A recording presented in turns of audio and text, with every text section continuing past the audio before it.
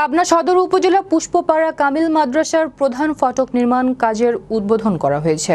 বৃহস্পতিবার দুপুরে প্রধান অতিথি হিসেবে উপস্থিত থেকে এটির নির্মাণ কাজের উদ্বোধন করেন জেলা আওয়ামী লীগের সাধারণ সম্পাদক ও সদর আসনের সংসদ সদস্য গোলাম ফারুক প্রিন্স।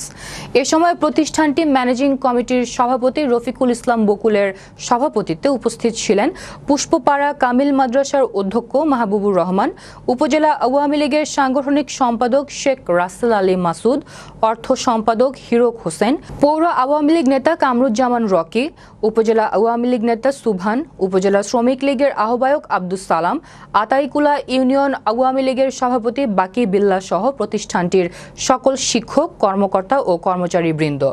নির্মাণ কাজটি বাস্তবায়ন করবে শিক্ষা প্রকৌশল অধিদপ্তর পাবনা। আর এই ফটক নির্মাণ কাজের ব্যয় ধরা হয়েছে 15 লক্ষ টাকা।